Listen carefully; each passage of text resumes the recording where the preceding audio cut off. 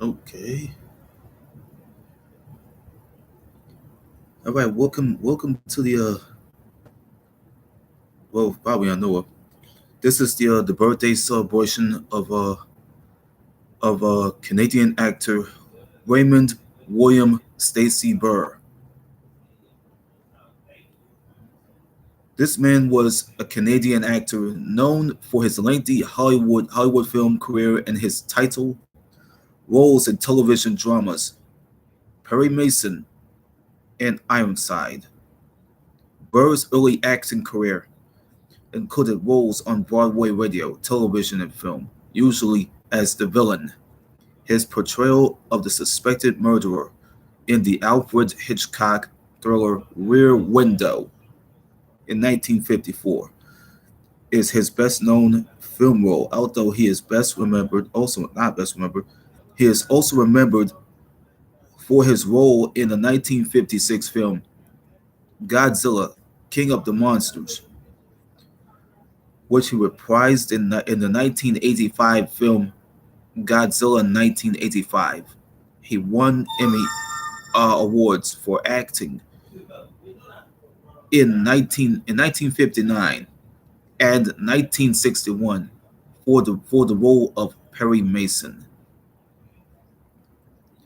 which he played for 9 seasons between 1957 and 1966, and reprised in a series of 26 Perry Mason TV movies, like made for TV movies.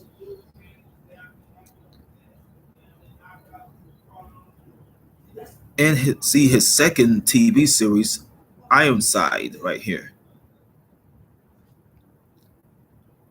earned him 6 Emmy and 2 Golden Globe nominations. Burr died of cancer in 1993, and his personal life came into question as many details of his biography appeared to be unverifiable. He was ranked he was ranked number 44 of the greatest TV stars of all time by TV Guide magazine in 1996. All right, we're going. Okay, we're gonna start. We're gonna start here with the birthday celebration and the legacy of Raymond Burr. Raymond William Stacy Burr was born on May 21st, 1917, in New Westminster, British Columbia. His father, William Johnston Burr, who had passed away since 1985, was a hardware salesman. Yeah, he was a salesman. He was doing specializing in hardware. His mother, Minerva Annette uh, Neesmith, who had passed away since 1974, was a pianist and a music teacher. Burr was 6 years old when his parents had divorced. His mother moved to Vallejo, California. Yeah, E40 started rapping about Vallejo and all that stuff. You got people rapping about Vallejo in their records. E40 was something. That's why Burr's mom, Minerva, moved to was it was it what was it was so with a V, but Vallejo yeah, it's word Vallejo Hill, California, I think. That was Vallejo, California. That's what E40 was rhyming about his songs.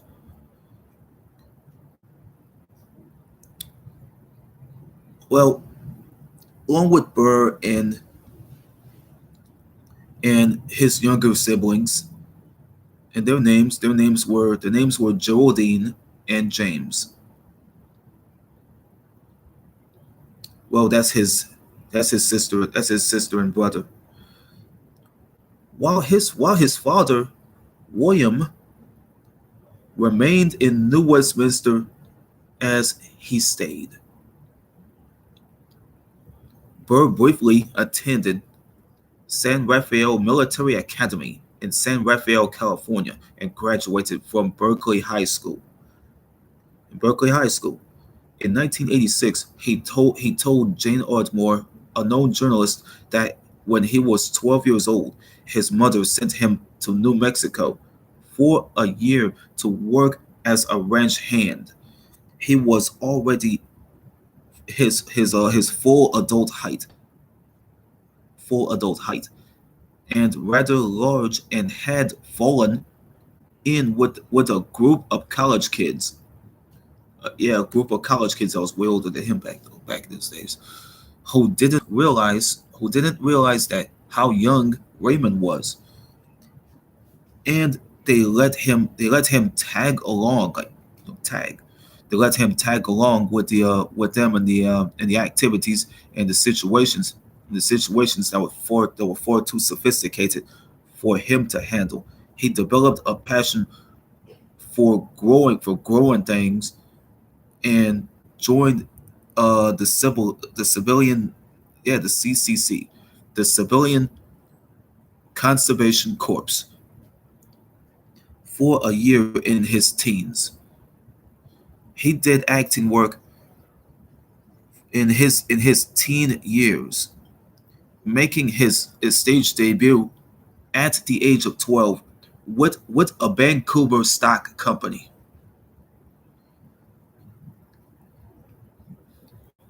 Burr grew up during the Great Depression, and hoped to study acting at the Pasadena Playhouse. I was in California, but he was unable to afford the tuition. Well, Burr's mom could have gotten all the money to pay the to pay the to pay for him to go there, but Burr doesn't even have the money to afford it. Well, by his own account, let me explain this. By his own account, in 1934, he joined a repertoire. What's a repertoire? A repertory theater. That's what's pronounced theatre. That's what it says, repertory theatre group in Toronto, that toured throughout Canada. Then he joined another company that was toured in India, Australia, and England. He briefly attended Long Beach Junior College. It's in Long Beach, California. That's what Snoop Dogg was raised in. That's what Snoop Dogg was raised in, and taught for a semester at San Jose Junior College. That's in San Jose, California, by the way. Working nights as a radio actor and a singer, Burr began his association with the Pasadena Playhouse in 1937. That's in the late 1930s. Burr moved in. Burr moved to the East Coast. That was have to be New York. That's New York. Burr moved to New York. That was in the East Coast in 1940. But and made his first Broadway appearance in Crazy with the Heat. Crazy with the Heat, a two act musical review produced by Kurt Kasner. He's like Australian. Despite the veteran cast of stars Woolley Howard, Luella Gear, and Gracie Bowie, the show folded after 3 months. Burr's first starring in a role of on the stage. What did Burr do?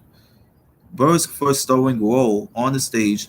That's what it is. That's what Burr does. His first starring role on the stage came in November 1942. That's late 1942.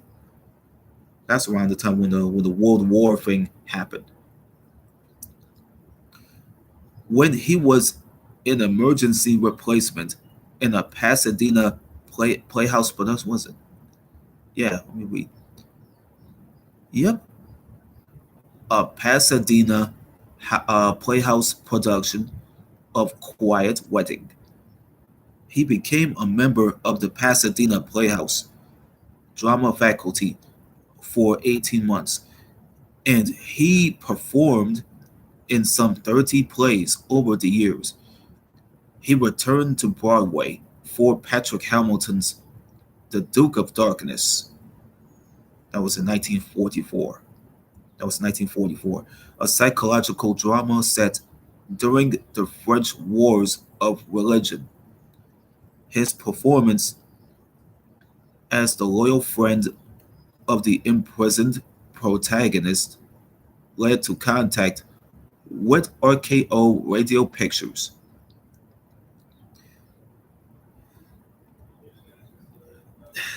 Burr appeared in more than 50 feature films between 1946 and 1957, creating an array of the villains that established him as an icon of film noir.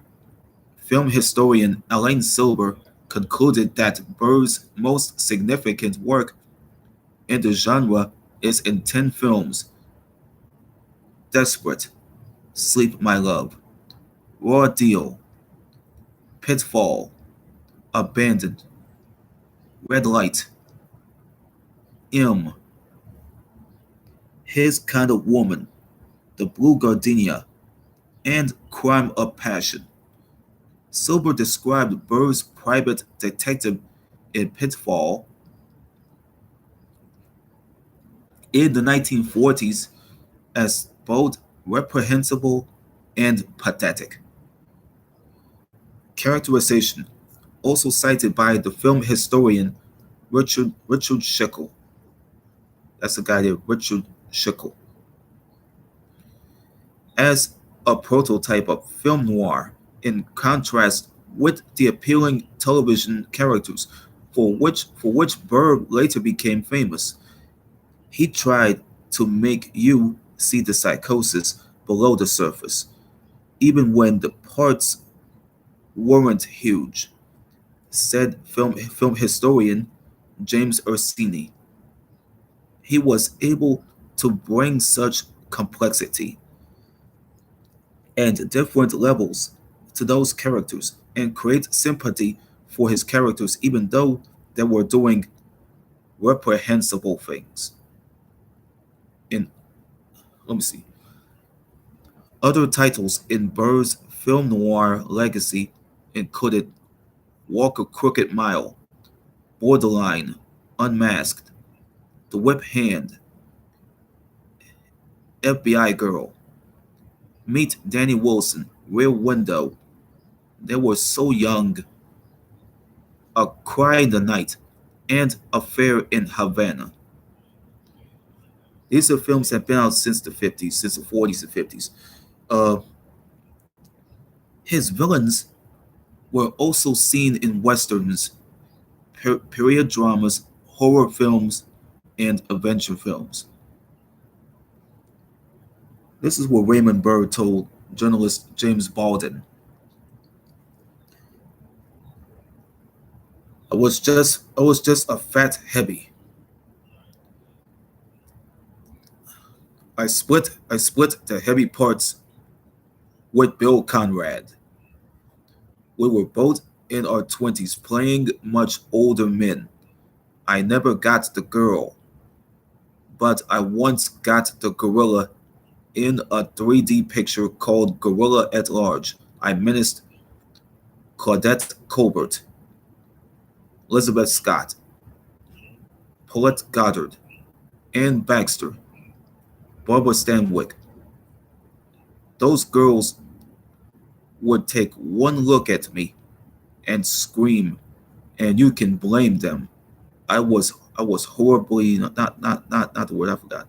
I was drowned, beaten, stabbed, and all for my art. But I knew I was horribly overweight. I lacked any kind of self-esteem at 25. I was playing the fathers of people older than me. Burr's occasional roles on the right side of the law includes the aggressive prosecutor in a 1951 uh what's a film? It was like some sort of a film that's called A Place in the Sun. Uh his his courtroom performance his courtroom his courtroom performance in that film made an impression on Gilpatrick and her husband Cornwell Jackson, who had Burr in mind when they began casting the role of Los Angeles attorney Hamilton Berger in the CBS series Perry Mason. By the age of 12, that's radio. By the age of 12, Burr was appearing in national radio dramas broadcasting in nearby San Francisco. As a young man, Burr weighed more than 300 pounds, which limited on his on-screen roles, but in radio, this presented no problems given the magnificent quality of his voice, reported the Globe and Mail. Uh, he played romantic leads and menacing villains with the equal authority, and he earned a steady and comfortable income. Working steadily in radio since the 1940s, often uncredited. Burr was a leading player on the West Coast. He had a regular role in Jack Webb's first radio show. Well, I did a live show based on Jack Webb yesterday. Well, it was the first radio show that Jack Webb used to come out with. It's called Pat Novak for Hire. That's out in 1949. I read about this yesterday. And in Dragnet.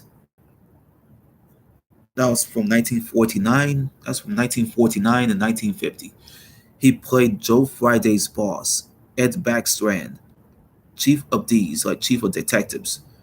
Burr worked on other Los Angeles-based series, including Suspense, Screen Directors Playhouse. Yes, words. Like, let me show you this. Let me put the narrow this list. Let me narrow this list anyway. Uh, Suspense, Screen Directors Playhouse. Yours truly. Let me go there. Yours truly, Johnny Dollar, Family Theater, Hallmark Playhouse, and Hallmark Hallmark Hall of Fame. He performed in 5 episodes of the Eric's what's the word?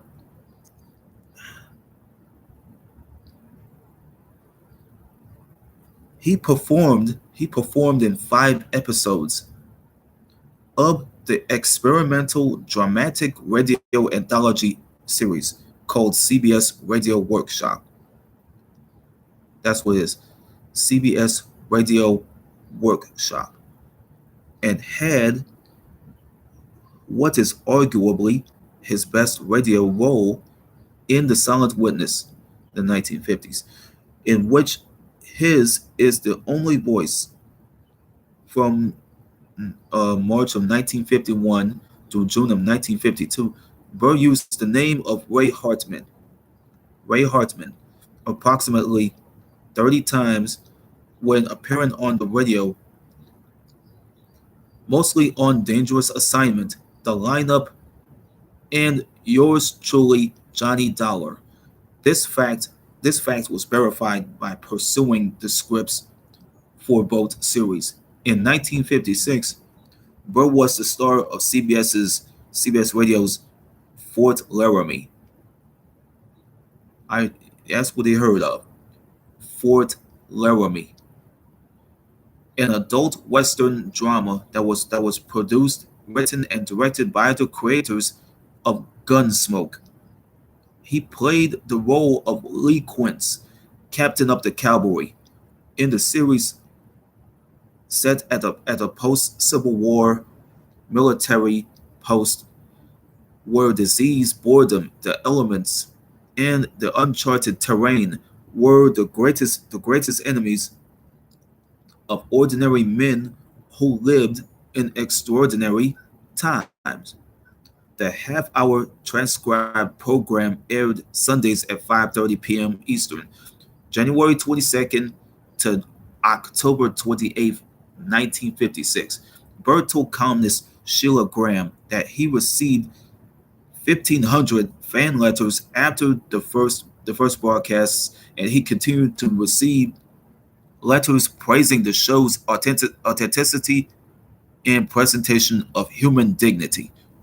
In 1956, that was around the summer. That's August 1956 that CBS announced that Burr would star in the television series Perry Mason. In those conditions, although the network wanted Burr to continue his work on Fort Laramie as well. The TV series required an extraordinary commitment, and the radio show ended simultaneously. Known for his loyalty and his consciousness of the history, Burr went out of his own way to employ his radio colleagues in his television programs. Some 180 radio celebrities appeared on Perry Mason during the first season alone. The TV thing. Burr emerged as a prolific television character actor in the 1950s. He made the television debut in 1951, appearing in episodes of Stars Over Hollywood, The Bigelow Theater, Family Theater, and the debut episode of the legendary show called Dragnet. It's called Dragnet. That could be American radio and TV film series, which I already touched on yesterday. He went on to appear in such programs: the Gruen Playhouse, the Four-Star Playhouse, the Ford Theater, the Lux Video Theater, Mr. and Mrs. North, Schlitz Playhouse of Stars, and Playhouse 90. There's a Perry Mason thing here. There's a picture of Perry. It's a picture of not Perry Mason. The picture of Raymond Burr with that was I think it was him and William Talman, Ray Collins, and Barbara Hale. Barbara Hale. That picture was taken in the early 1960s, I think. That's a front cover that's been out from. I think it came from that magazine called Look. Magazine's been out since 1961. Uh, my aunt was an infant back then, back in those days, when Raymond Burr had had played that role.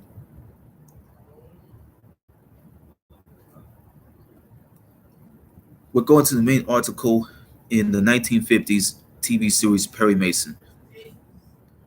In 1956, Burr auditioned for Perry Mason, a new CBS TV courtroom drama that was based on the highly successful novels of Earl Stanley Gardner. That's the name. That's the name I had to read. Earl Stanley Gardner. There's Ephraim Zimbalist Jr. that I mentioned on yesterday's live show. That was on the story of John Randolph Jack Webb. Uh, had already been tentatively cast as Perry Mason. Burr told associate producer Sam White, "If you don't like me as Perry Mason, then I'll go along and play the part of the district attorney Hamilton Berger." That's the name, Hamilton Burger. Executive producer goes by the name of Gail Patrick Johnson. Well, she was an actress. Had been impressed with Burr's courtroom performance in A Place in the Sun, and she told Burr that he was perfect for Perry Mason, but at least 60 pounds overweight. He went on a crash diet over the following month. He then tested as Perry Mason and was cast in the role. While Burr's test was running, Gardner reportedly stood up, pointed at the screen, and said, "That's Perry Mason." William Hopper uh, also auditioned as Mason, but he was cast instead as Private Detective Paul Drake, a fictional private detective. The series also starred Barbara Hale as Stella Street, uh, William Tallman as Hamilton Burger. That's what he played.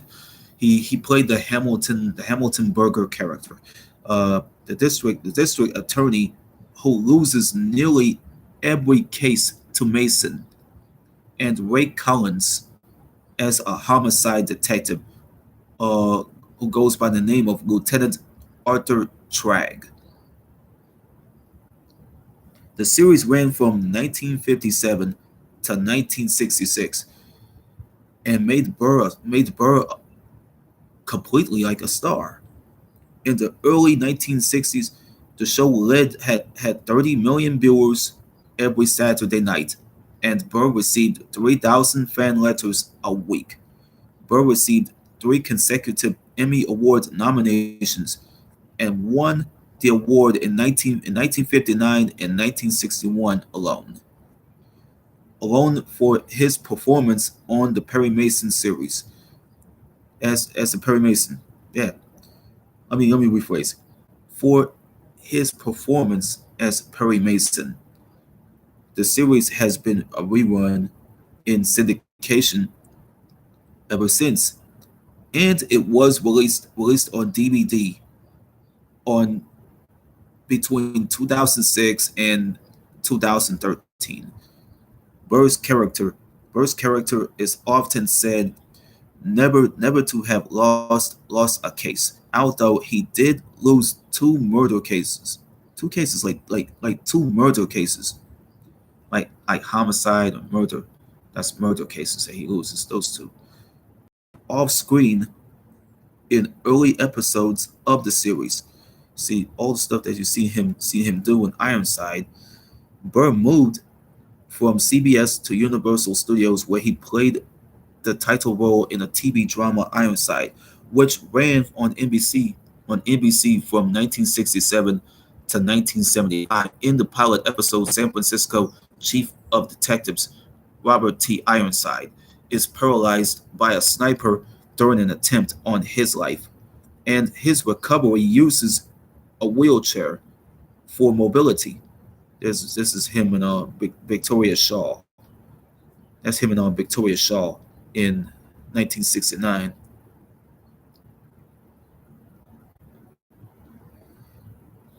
In the first crime drama show, the crime drama show to star in, a policeman with a disability to be in a wheelchair. The show earned Burr six Emmy nominations, one for the pilot and five for his work in the series, and it earned him two Golden Globe nominations. Two Golden Globe nominations. There's the other series right here. After Ironside went off the air, NBC failed in two attempts to launch Burr as the star of a new series in a 2-hour television movie format. Is called Mallory Circumstantial Evidence. that was aired in early 1976. That's February.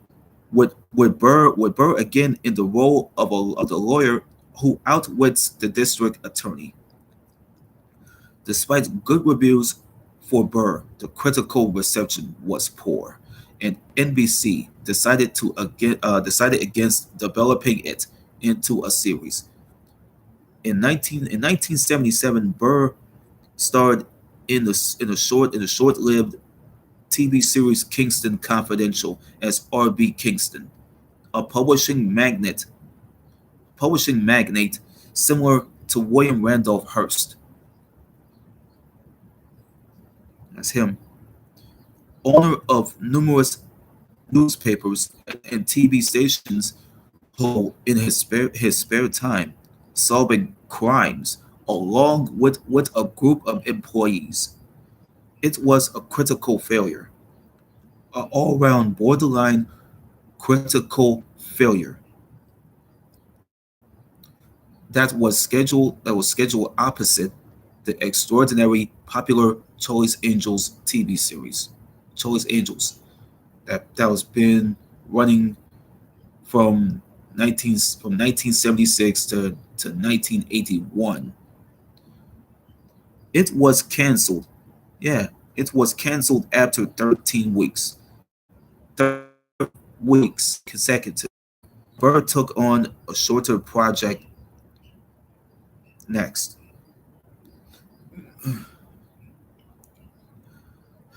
playing an underworld boss. That's what he's playing. An underworld boss in a 6-hour miniseries called 79 Park Avenue. You hear it right. 79 Park Avenue. One last attempt to launch a series followed on CBS. The 2-hour premiere of the Jordan Chance aroused his little interest. What does it say? The Jordan Chance aroused little interest. Okay, we're going in. On January 20th, 1987, Burr hosted the television special that later served as the pilot for the long-running series Unsolved Mysteries. See, Robert Stack used to host Unsolved Mysteries. You know what I mean? Well, Cole Malden used to do all that. I think it was him. I feel it was a god people there. Raymond Burr had got featured in it. Cole Malden or Robert Stack. Man, Robert Stack, we miss him though. He's one of the OGs that been doing this shit.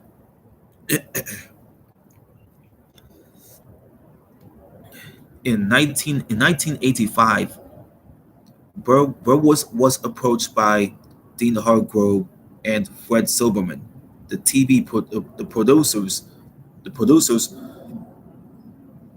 that he got approached by, to star in a made-for-TV movie, Perry Mason Returns. Perry Mason Returns. And the same week, Burr recalled he was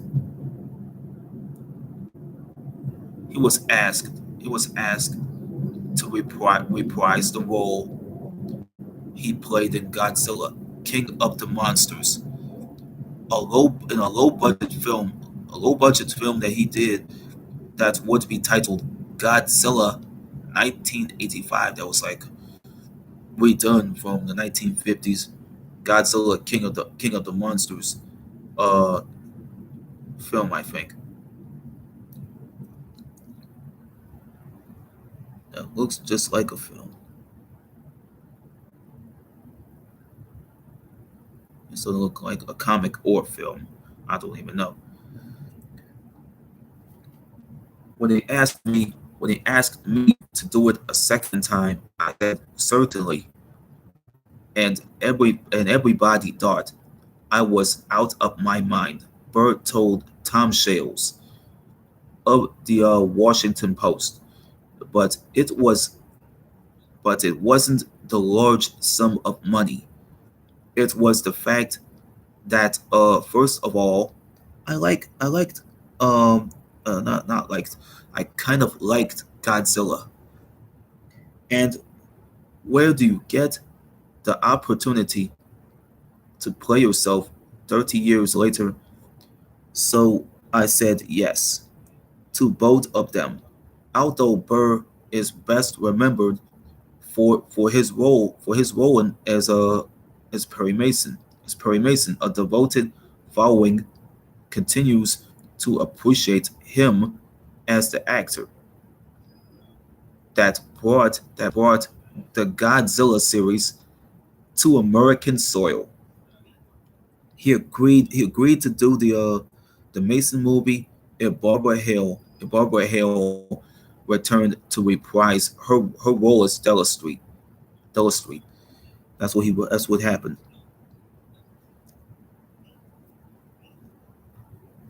Let me read again. He agreed to do the Mason movie if Barbara Hale returned to reprise her role as Della Street. Hale agreed, and when Perry Mason returns, aired in December of 1985, her character became the defendant. The rest of the principal cast has died, but Hale's real life son William Catt played the role of Paul Drake Jr. The movie was so successful that Burr made a total 26 Perry Mason television movies. That's what it is. Uh, that's what he made. That's what Burr had made. A total of 26 Perry Mason television movies before his death. Before his death, 1993. Uh, Many were filmed in and around Denver, Colorado. By 1993, when Burr signed with NBC for another season of Mason films, he was using a wheelchair full time because of his failing health in his final Perry Mason movie, the case of the killer kiss. Let me see here. The case of the killer kiss. He was shown either sitting or standing. Yeah, that's what it says. That's what it says here. Even Burr was shown either sitting or standing while leaning on a table, but only once standing unsupported for a few seconds. 12 more Mason movies were scheduled before Burr's death, before Burr died, including one scheduled yeah, until this part before Burr's death.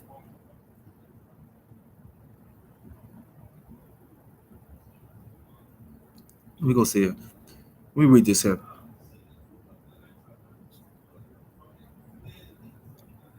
12 more Mason movies. So that's what it is. 12 more Mason movies were scheduled before Burr's death, including one scheduled before Burr's death, including one scheduled to the film to film the month that he died, as he had with the Perry Mason movies, the TV movies. Uh, Burr decided to do an Ironside reunion movie. The Return of Ironside aired in May of 1993, reuniting the entire original cast of the 1967 to 1975 series. Like many of the Mason movies, it was set and filmed in Denver. Let's go to his personal life right here. Burr said that he weighed 12.75 pounds at birth and was chubby. throughout his childhood. When you're a fat little boy, when you're a little fat boy in public school or any kind of school, you're just persecuted. Something awful. He said his weight was always an issue for him in getting roles, and it became a public relations problem when Johnny Carson, rest in peace, began making jokes about him. Yes, fat jokes about him during the Tonight Show, his Tonight Show monologues. Burr refused to appear on Carson's guest from then on, and then he told us weekly, years later, that he said this: I have been asked a number of times to do his show, and I won't do it because I like NBC. I like NBC. He's doing an NBC show. If I went on, I'd have some things to say, not just about the bad jokes he's done about me, but bad jokes he does about everybody who can't fight back because they aren't they aren't here, and that wouldn't be good for NBC.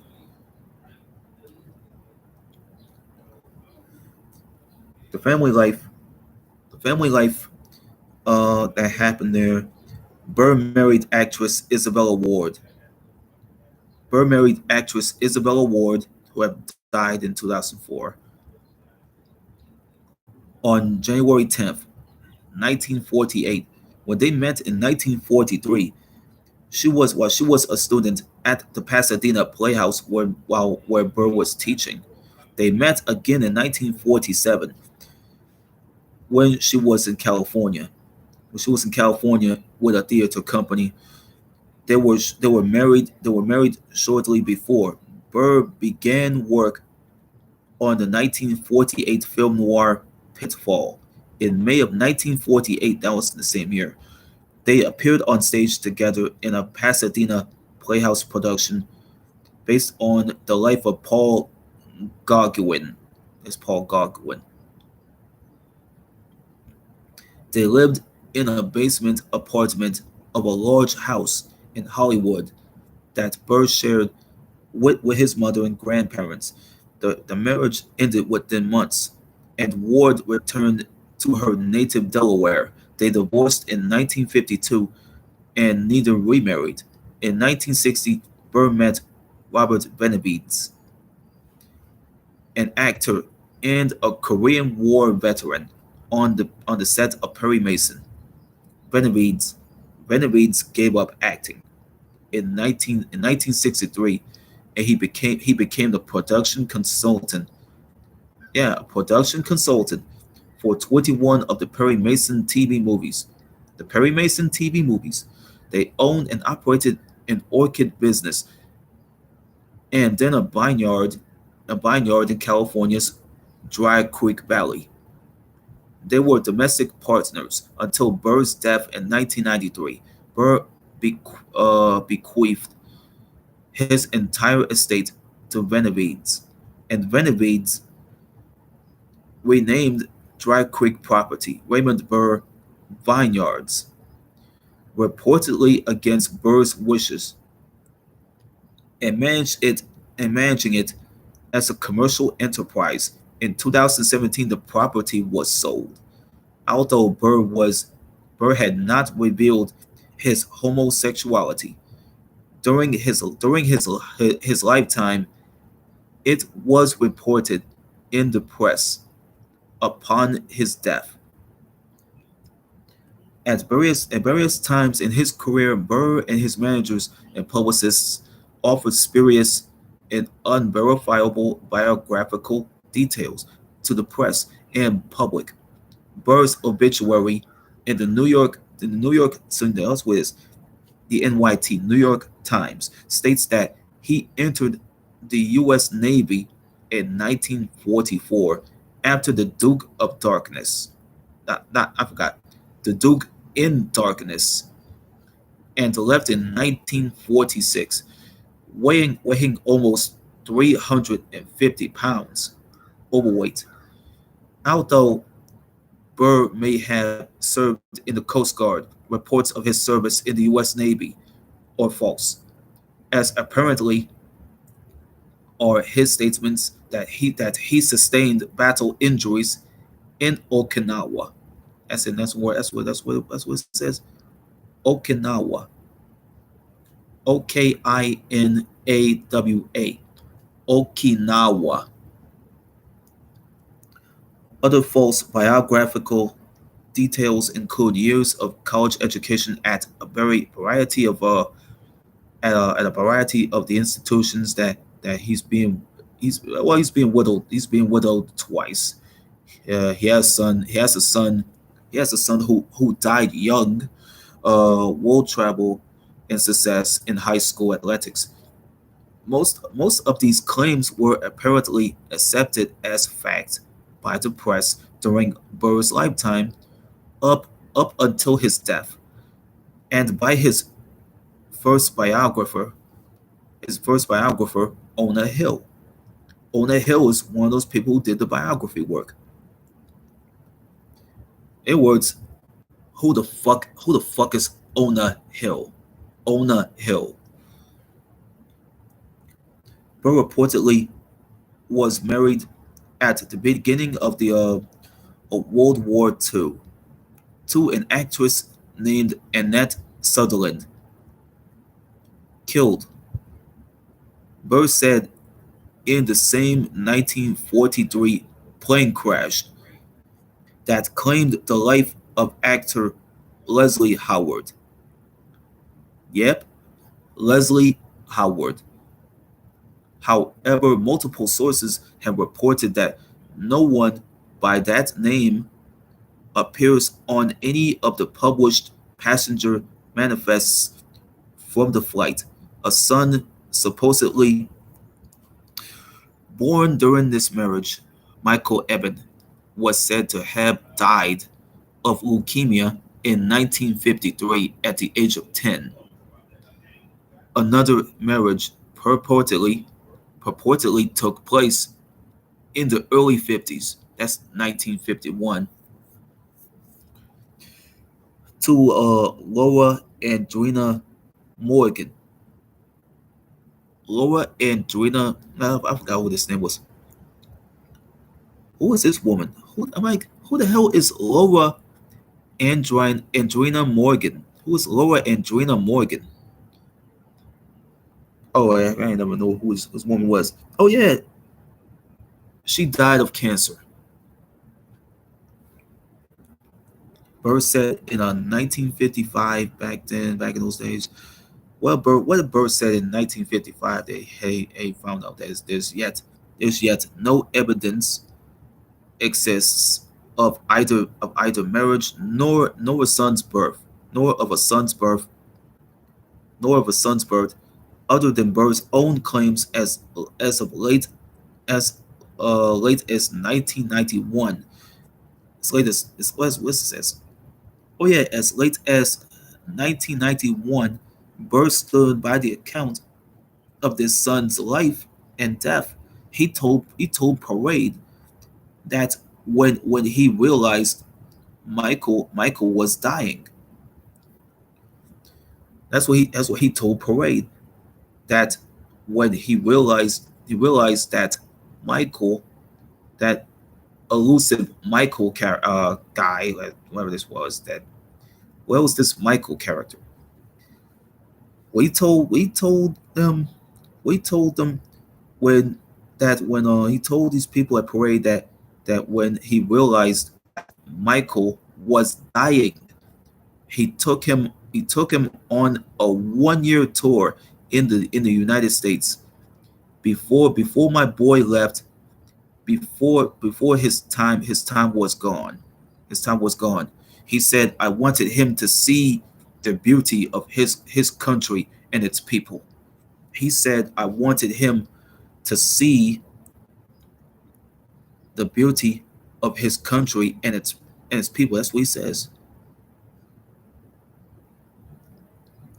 After Burr's death, that's what he already told. That's what he started saying with his publicist, uh, confirming that Burr started working steadily in Hollywood throughout the 1950s. The year that was 1952, that he's supposedly touring the country with his son, had to be Michael. In the late 1950s, Burr was rumored to be romantically involved with Natalie Wood. With Natalie Wood. Well, she was like a child actress. I don't even know why. She's hot. She has some nice tits though. She has some nice titties. Wood's agent sent her on some public dates that so she could be noticed by the directors and the producers. So the men that she dated could present themselves in public as, oh yeah, heterosexuals. That's where words came from. Heterosexuals. The dates helped to disguise Wood's relationship with the legendary actor Robert Wagner. Let me get this guy, Robert Wagner. Yeah, this guy. He was on the Heart to Heart TV series. I did not know why he was on there. He was starred in movies like he started shows like It Takes a Thief, Switch, and Heart to Heart. Um, whom Wood had later married. Burr reportedly resented Warner Brothers in their decision to promote her attachment to another gay actor by the name of Tab Hunter.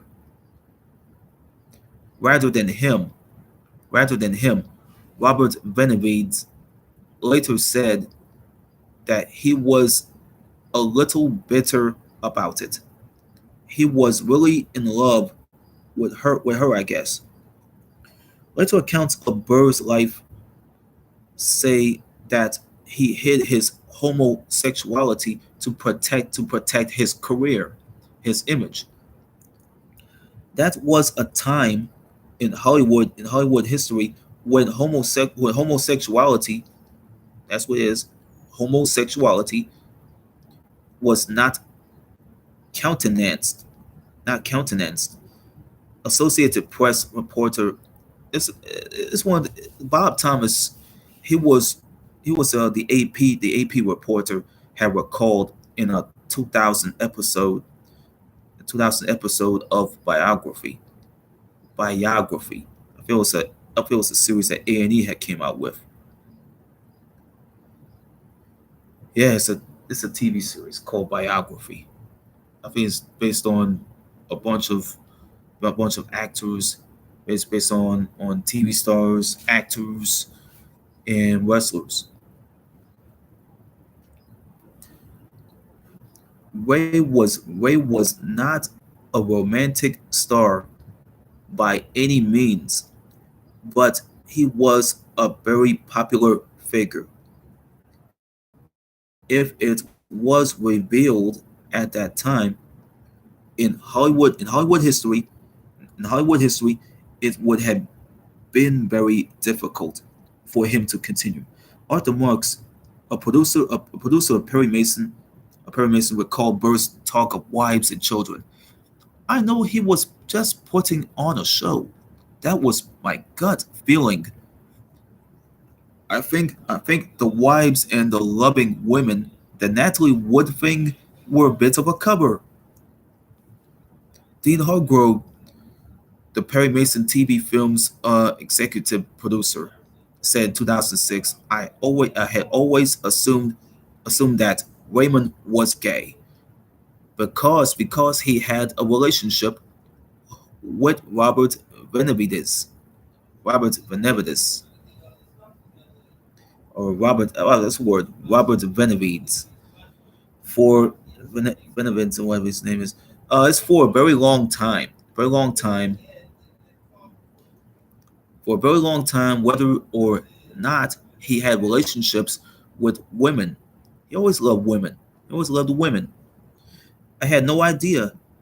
I didn't know that I had trouble keeping track of whether he was married or not in these stories. Raymond had the ability to mythologize himself to some extent, and some of his stories about his past tended to grow as time went by. Hobbies and businesses. Burr had many hobbies over the course of his life, cultivating orchids and collecting wine, art, stamps, and seashells. He was very fond of cooking. He was interested in flying, sailing, and fishing. According to A&E biography, according to the A&E biography, Burr was an avid reader with a retentive memory.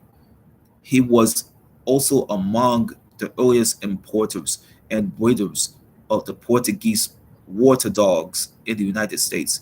Burr developed his interest in cultivating. Let's go turn into a nearly over an hour thing. Burr developed his interest in cultivating and hybridizing orchids into a business with Benavides. Over 20 years, their company Sea God Nurseries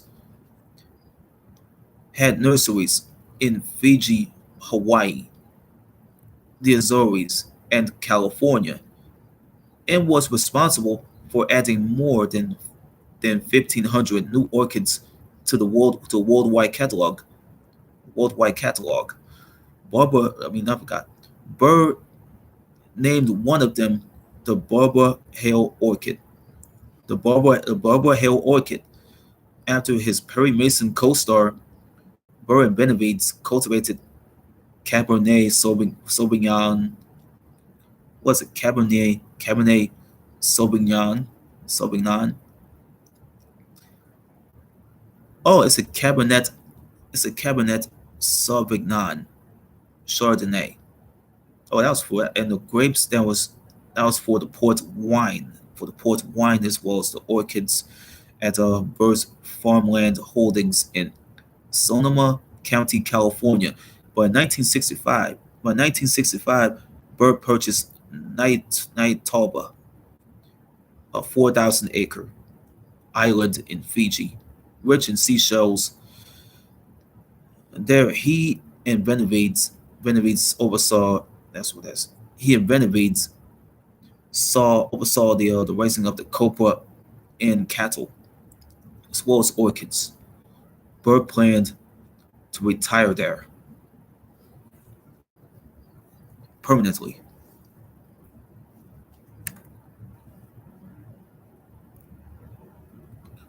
However, medical problems made that impossible, and he sold the property in 1983.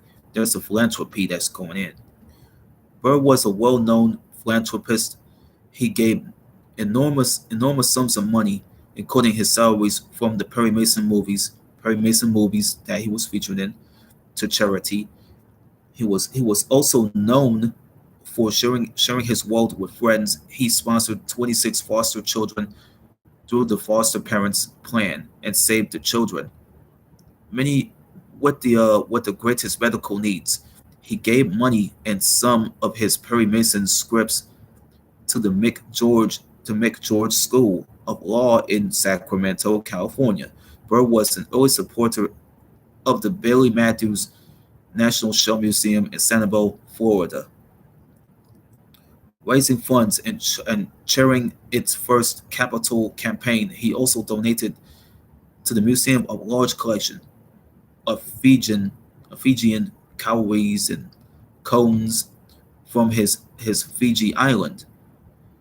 In 1993, Sonoma State University awarded Burr an honorary doctorate. He supported medical and educational institutions in Denver. And in 1993, the University of Colorado awarded him an honorary doctorate for his acting work. Burr also founded and financed the American Fijian Foundation that funded academic research, including efforts to develop a dictionary of the language. Burr made repeated trips on behalf of the USO. He toured both Korea and Vietnam during wartime and once spent 6 months touring Korea, Japan, and the Philippines. He sometimes organized his own troop and toured bases both in the US and overseas, often small installations of the USO that the USO did not serve, like one tour of Greenland, Baffin Island. Greenland is what's it? Greenland, Baffin Island, Newfoundland, and Labrador. That's the name Labrador. They named it after a dog. Returning from Vietnam in 1965. In 1965, he made a speaking tour of the U.S. to advocate an intensify war effort. As the war became more controversial, he modified his tone. Called for more attention to the sacrifice of the troops, and he just said, "My only position on the war is that I wish it were over." In October 1967, NBC aired Raymond Burr Visits Vietnam, a documentary of one of his visits. The reception was mixed. The impressions he came up with are neither weighty nor particularly revealing, wrote the Chicago Tribune. The Los Angeles Times said Burr's questions were intelligent and elicited some interesting replies. It's gonna be an 80 biography. I'm gonna turn this into some Eat True Hollywood Stories type of thing. We'll do this like Eat True Hollywood Stories had done. Burr had a reputation in Hollywood as a thoughtful, generous man years his before much of his was it. Let me see this. Let me rephrase. Burr had a reputation in Hollywood as a thoughtful, generous man years before much of his more visible philanthropic work. Philanthropic work. In 1960, Ray Collins, who portrayed Lieutenant Arthur Tragg on the original Perry Mason series, the original series is based on Perry Mason, and who was by that time often ill and unable to remember all the lines, the lines that he couldn't remember. He was supposed to speak, stated that there was nothing but kindness from our star, Ray Burr. Part of his life is dedicated to us, and that's noble. If there's anything the matter with any of us, he comes around before anyone else and does what he can to help. He's a great star in the old tradition. We're going to the illness and death.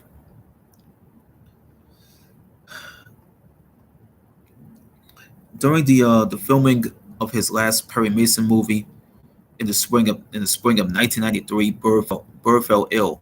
A Viacom spokesperson told the media that the illness might be related. Let me go this. Let me turn off the fan and start over with the illness and death.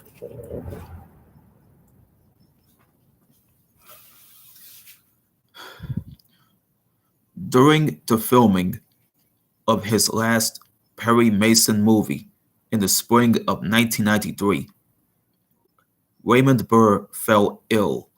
A Viacom spokesperson told the media that the illness might be related to the renal cell carcinoma, a malignant kidney tumor that had been removed from Burr that February of of '93.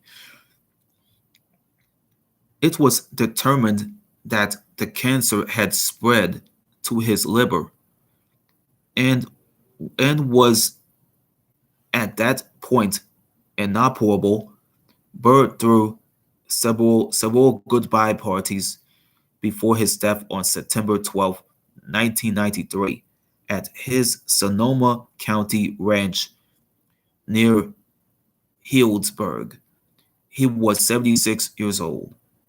The day after Burr's death, uh, ABA President ABA President uh, R. William Ide the third R. William Ide the third released a statement that Raymond Burr's portrayals, that's what Raymond Burr was. His portrayals of Perry Mason represented lawyers in a professional and dignified manner. Mr. Burr strove for such authenticity in his courtroom characterizations that which he said that we regard his passing as though we lost one of our own. The what's it? The New York Times reported that Perry Mason had been named second after F. Lee Bailey, Abraham Lincoln, Thurgood Marshall, Janet Reno.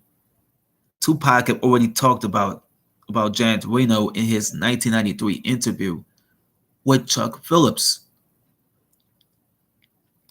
Ben Matlock, and Hillary Rodham Clinton.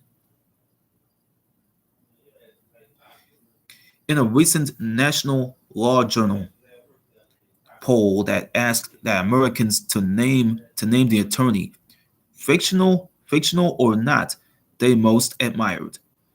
Burr was interested with his parents at Fraser Cemetery in New Westminster, British Columbia on October 1st, 1993.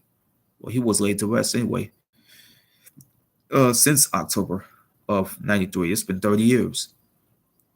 About 600 family members and friends paid tribute to Burr. They paid tribute to Burr at a private memorial service at the Pasadena Playhouse. Burr bequeathed his estate to Robert Benavides and excluded all relatives, including a sister, nieces, and nephews. His will was challenged without success by the two children of his late brother James E. Burr. Benavides' attorney. That's what Benavides' attorney uh, said that the tabloid reports of an estate is worth $32 million were an overestimate. The accolades that he did here for his TV for his work in the TV series Perry Mason, Burr received the Emmy Award for Best Actor in a leading role, a continuing character in a dramatic series. Let me read this. Let me start. Let me start over. For his work in the TV series Perry Mason, Raymond Burr received the Emmy Award for Best Actor in a leading role in a dramatic series at the 11th Primetime Emmy Awards in 1959. Nominated again in 1960, he received his second Emmy Award for Outstanding Performance by an Actor in a Series at the 13th Primetime Emmy Awards in 1961. That'd be the early 60s.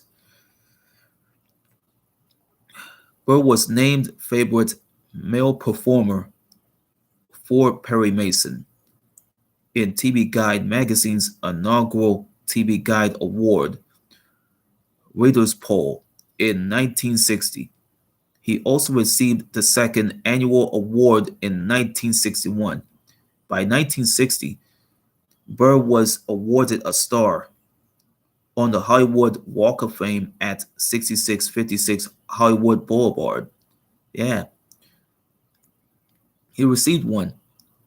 Same thing that happened to Jack Webb. He received one around the time. 6656 Hollywood Boulevard. Okay. Burr had received 6 Emmy nominations for his work in the TV series Ironside. He was nominated twice in 1969 and 1972 for the Golden Globe Award for the Best Actor TV Series Drama. A benefactor of legal education, Burr was principal speaker at the Founders Banquet of the Thomas M. Cooley Law School in Lansing, Michigan.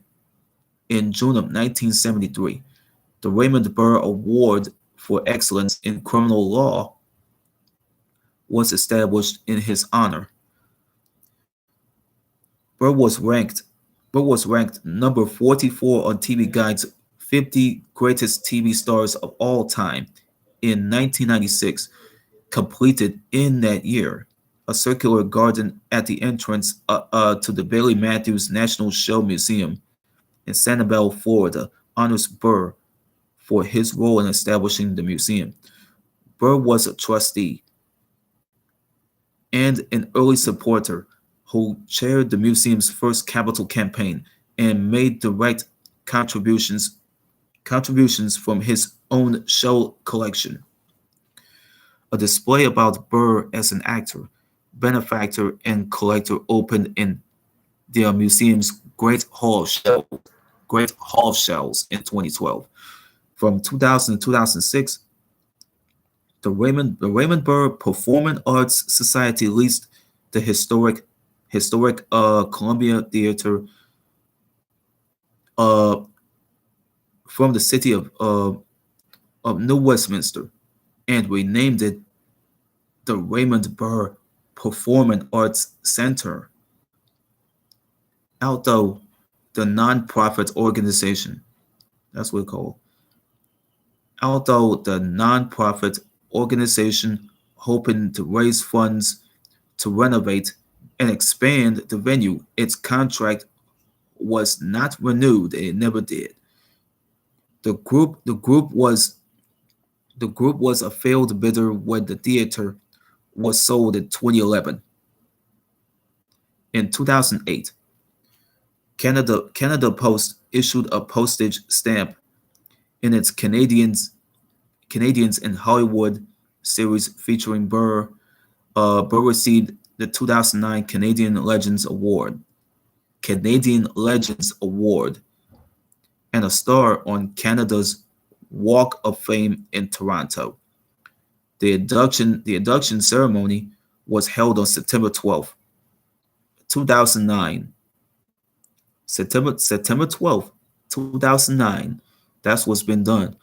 A 2014 article in The Atlantic examined how Netflix categorized nearly 77,000 different personalized genres, found that Burr was rated as the favorite actor by Netflix users, with the greatest number of dedicated micro genres. There's a credits in theater. There's all his actors, his theater credits here from the 40s to the 80s. And all that shit is there. All this from the 60s, all this from the 40s to the 90s.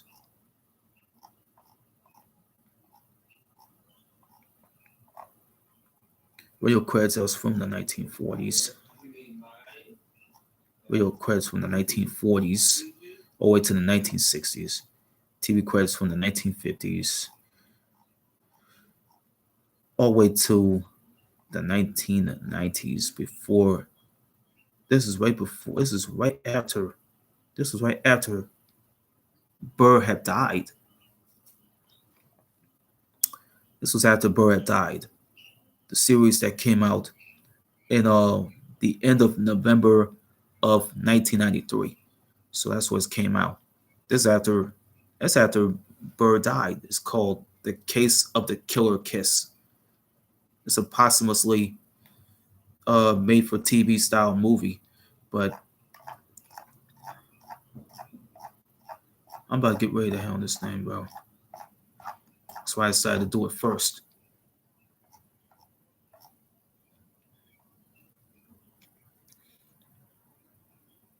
Well, this is a photo of Marriott Hartley and Raymond Burr on the Confidential, Kingston Confidential, in the 70s. That picture was taken. That picture was so taken. There's Marriott Hartley right there.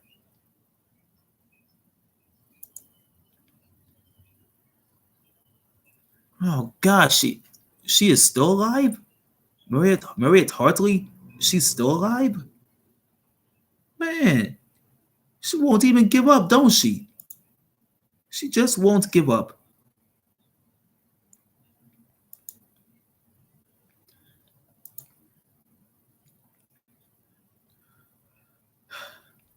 Okay, that's it for the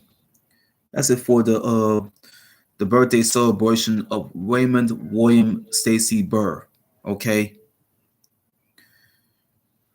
we'll find out why.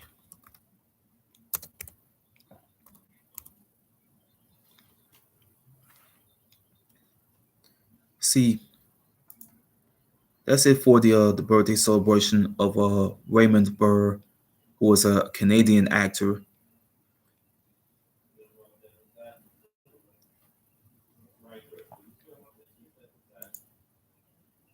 As a Canadian actor, Raymond Burr has it all.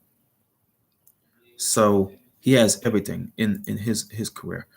Okay, I'm about to go on to the legacy of the Notorious B.I.G. that was picked up off from last year. I'm gonna be back. I'm gonna be back with the legacy of the Notorious B.I.G. I'm about getting back with the legacy of Biggie. We're going we're going to do all that. All right, all right. This doc this here this live show is dedicated to into the memory of Raymond William Stacy Burr, born in British Columbia in May 21st, 1917. You know what I mean? Born in May 21st, 1917, and died on September 12th, 1993. Rest in peace to Raymond William Stacy Burr. I miss you, Ray. I miss you, Ray.